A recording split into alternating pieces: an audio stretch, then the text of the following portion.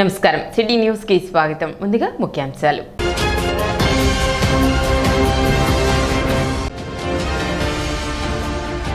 $2.60 లక్షలతో కొనుగోలు చేసిన యంత్ర పరికరాలను ప్రారంభించిన మంత్రి నాదెండ్ల మనోహర్.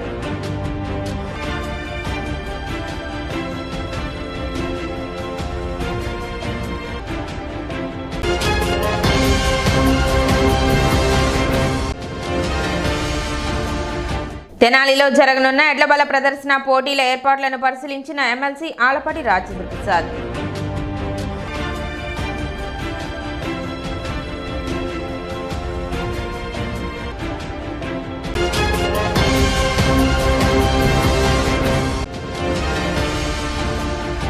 బురేపాలెం రోడ్లో రోడ్ల వెడల్పుకు ₹1,31,00,000 కేటాయింపు.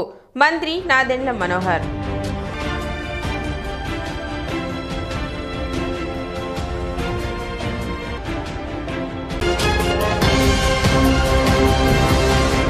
తెనాలిలో జరుగుతున్న ఎడ్లబల ప్రదర్శన ఏర్పాట్లను ఎమ్మెల్సీ ఆలపాటి రాజేంద్ర ప్రసాద్ సోమవారం పరిశీలించారు.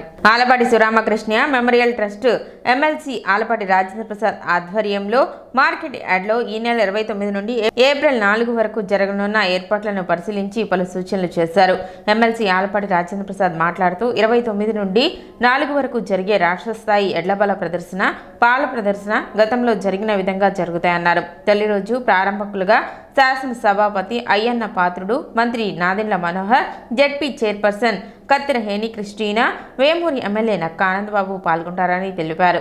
ఎడ్లబల ప్రదర్శనకి సుమారు 125 నుండి 150 వరకు ఎడ్ల జతలు వస్తాయని భావిస్తున్నట్లు చెప్పారు. రైతులకు, ప్రజలకు ఆహ్లాదకర వాతావరణంలో జరుగుతాయని, ఎలాంటి అవాంఛనీయ సంఘటనలు జరగకుండా కమిటీలుగా ఏర్పడి పనులు సమీక్షిస్తున్నట్లు తెలిపారు. ఈ నెల 29వ తారీఖు నుంచి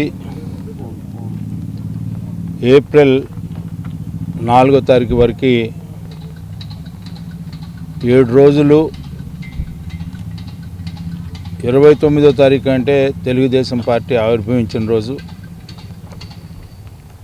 ఆనాడు స్వర్గీయ నందమూరి తారక రామారావు గారు మార్చి 29వ తారీఖు తెలుగుదేశం పార్టీ నామకరణం చేసి తెలుగుదేశం పార్టీ యొక్క ఆలోచనని, సిద్ధాంతాలని ప్రజల్లోకి తీసుకురావటమే కాకుండా 9 నెలల కాలంలోనే ప్రభుత్వాన్ని ఏర్పరిచినటువంటి పార్టీ తెలుగుదేశం పార్టీ. అందుకని ఆ రోజు నుంచి గతంలో కూడా 7 సార్లు వరుసగా అదే రోజు నుంచి ఏప్రిల్ 4వ తారీఖు వరకు కూడా ఈ కార్యక్రమాన్ని కొనసాగిస్తూ ఉన్నాం. దాదాపు ఈ 7 రోజులు కూడా ఉభయ రాష్ట్రాల్లో, తెలంగాణ అదేవిధంగా ఆంధ్రప్రదేశ్ నలుమూలల నుంచి కూడా ఎడ్ల బల ప్రదర్శన చేయటానికి ఇక్కడికి ఒంగోలు జాతి గిత్తలు పాల్గొంటాయి. దాదాపు 125 నుంచి 150 జతల ఎడ్లు ఇక్కడ పాల్గొనడం అనేది చాలా పెద్ద విశేషం. బల ప్రదర్శనలో పాల్గొన్న ప్రతి జతకి కూడా ఈ రోజున పోటీలో పాల్గొన్న ప్రతి జతకి ప్రథమ బహుమతి, ద్వితీయ బహుమతి, తృతీయ బహుమతి, అదేవిధంగా కన్సలేషన్ ప్రైజెస్ దాదాపు ఎన్నో లక్షల రూపాయలు నగదుని బహుమతుల రూపంలో ఇవ్వటం జరుగుతూ ఉంటుంది. పశువులు, అదేవిధంగా ఈ ఎడ్ల పందాలు, పాల ప్రదర్శన కూడా దీంతో పాటు అందాల పోటీలు ఇవన్నీ కూడా ఇక్కడ పూర్తిగా ఆ 7 రోజులు కూడా పాల ప్రదర్శన, పశు ప్రదర్శన, బల ప్రదర్శన వీటితో పాటు వ్యవసాయానికి సంబంధించినటువంటి యాంత్రీకరణ, ఫ్లోరికల్చర్, హార్టికల్చర్, ఆక్వాకల్చర్ సంబంధించినటువంటి అన్ని రకాలైనటువంటి వ్యవసాయానికి సంబంధించినటువంటి వివరాలన్నీ కూడా ఇక్కడ తరగతులు పెట్టడం, హైలైట్ చేస్తూ ఏ రకమైనటువంటి పంటలు వేసుకుంటే ఏ రకమైనటువంటి దిగుబడి వస్తుంది అనేది కూడా ఈ యొక్క అగ్రికల్చర్ మీద క్లాసెస్ కూడా కండక్ట్ చేసే విధానం గతంలో కూడా చేస్తాం, ఇప్పుడు కూడా కొనసాగిస్తాం. దానికి సంబంధించినటువంటి శాస్త్రవేత్తలు అందరూ కూడా పాల్గొని రైతుల్ని చైతన్యపరచడమే కాకుండా భూసార వివరాలు, మనం నేలని ఏ రకంగా కాపాడుకోవచ్చు, నేలలో ఎలాంటి ఖనిజ లోపాలు ఉంటే వాటిని ఆ ఖనిజ లోపాలు లేకుండా వాటిలన్నింటినీ కూడా ఎట్లా వాడుకొని ఎక్కువ దిగుబడిని ఇచ్చేదానికి కూడా మరి ఇక్కడ ప్రత్యేకమైనటువంటి తరగతులు పెట్టి వాళ్ళని కూడా రైతులను కూడా చైతన్యపరిచే కార్యక్రమాన్ని కూడా ఇక్కడ మనం ఏర్పరచుకోవడం జరుగుతూ ఉంటుంది. గ్రౌండ్ని కూడా చూసినట్లయితే చాలా బ్రహ్మాండంగా ఎక్కడ కూడా ఇలాంటి గ్రౌండ్ ఇట్లా తయారు చేయటం కానీ, ఇది వీళ్ళకి ఒక స్పెషలైజ్డ్ పీపుల్ లాగా ఇక్కడ గ్రౌండ్స్ని తయారు చేసే విధానం ఉంది. ఎంతో నిష్ణాతులు, ఎడ్ల పందాలు వేసేవాళ్ళు కానీ, జరిపించేవాళ్ళు కానీ, నిర్వాహకులు కానీ దీంట్లో పట్టభద్రులు అయ్యారు అందరూ కూడా రైతాంగం.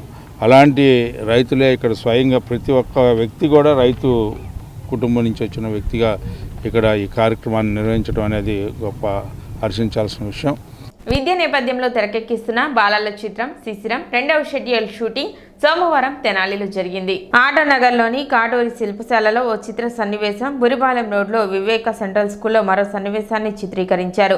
మండల విద్యాశాఖ అధికారి మేకల లక్ష్మీనారాయణ శిశిరం చిత్రంలో ఒక సన్నివేశంలో నటించారు. అనంతరం ఆయన మాట్లాడుతూ రైట్ టు ఎడ్యుకేషన్ యాక్ట్ పై విద్యార్థులు, తల్లిదండ్రులు అవగాహన కలిగి ఉండాలన్నారు. ఈ నేపథ్యంలో విద్యా అవసరాలపై సందేశాత్మక చిత్రాలు తీయటం హర్షణీయమన్నారు. సినీ దర్శకులు కనపర్తి రత్నాకర్ చిత్రీకరిస్తున్న ఈ చిత్రంలో నటించే అవకాశం కల్పించడం ఆనందంగా ఉందన్నారు. వివేక పాఠశాల డిఎన్ ఎస్ తులసి పద్మజ, లుక్కా సోమేష్, కనపర్తి మధుకర్, గుజ్జలమూడి కృపాచారి, నటి వసంత యామిని, బెల్లంకొండ వెంకట్, అయినాల మల్లేశ్వరరావులపై పలు సన్నివేశాలు చిత్రీకరించారు.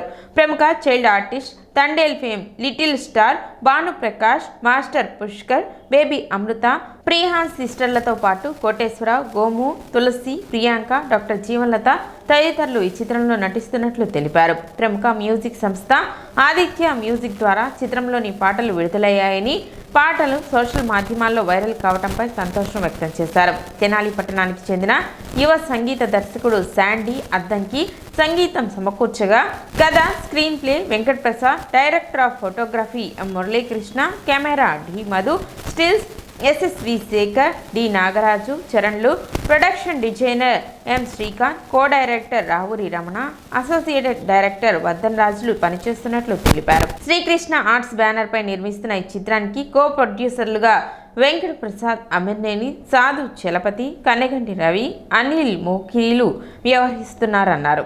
శ్రీకృష్ణ ఆర్ట్స్ శిశిరం అనేటువంటి బాలల చిత్రాన్ని సీనియర్ జర్నలిస్టు మరి రత్నాకర్ గారు మరి వారి యొక్క స్వీయ దర్శకత్వంలో ఈ చిత్రాన్ని ఏర్పాటు చేయడం జరిగింది. చాలా మరి బాలల చిత్రాలు ఈ రోజుల్లో మరి మెసేజ్ ఓరియంటెడ్ ఉండేటువంటి చిత్రాలు రావట్లేదు. కానీ మెసేజ్ ఓరియంటెడ్ చిత్రాలని కథాంశంగా తీసుకొని మరి సీనియర్ జర్నలిస్ట్ గారు చేయడం అనేది మరి శుభసూచకం. మరి పిల్లల్లో మరి ఉన్నటువంటి నిగూఢమైనటువంటి మరి సృజనాత్మక శక్తులను బయటికి తీయాలనేటువంటి ఆలోచనతో మరి బాలల్ని ముఖ్యంగా వారు కథావస్తుగా ఉపయోగించుకొని ఈరోజు ఏర్పాటు చేయడం అనేది జరిగింది. మంచిది. దీన్ని ఆదర్శంగా తీసుకొని మిగిలినటువంటి డైరెక్టర్స్ కూడా మళ్ళీ బాలల మీద చిత్రాలు కనుక తీసినట్లయితే వారు ఎదుర్కొన్న సమస్యలు కావచ్చు, వాళ్ళ యొక్క మంచి అలవాట్లు కావచ్చు, అదేవిధంగా వాళ్ళ ప్రపంచానికి ఎలా ఉపయోగపడాలి, వాళ్ళు ఉండే సృజనాత్మక శక్తిని ఎలా తీయాలి, ఆర్టిఫిషియల్ ఇంటెలిజెన్స్ గురించి చూస్తున్నాం మనం. వాళ్ళ ముందు ప్రయోగాత్మకమైనటువంటి జిజ్ఞాసను కలిగించడం కోసం మరి ఈ చిత్రం ఉపయోగపడుతుందని చెప్పి నేను భావిస్తూ, తెనాలి జనసేన పార్టీ కార్యాలయంలో ముఖ్యమంత్రి సహాయ నిధి కింద చెక్కులను మంత్రి నాదెండ్ల మనోహర్ లబ్ధిదారులకు అందజేశారు. 28 కుటుంబాలకు గాను 19,23,481 రూపాయలను సీఎం రిలీఫ్ ఫండ్ కింద లబ్ధిదారులకు అందజేశారు. ఈ సందర్భంగా మంత్రి నాదెండ్ల మనోహర్ మాట్లాడుతూ వైద్యపరంగా ఆపదలో ఉన్నవారికి సకాలంలో చికిత్స కోసం అందిస్తున్న నిధులు సద్వినియోగం చేసుకోవాలన్నారు. పార్టీలకు అతీతంగా కేవలం అర్హత ఆధారంగా సీఎం రిలీఫ్ ఫండ్ నిధులు అందిస్తున్నారన్నారు.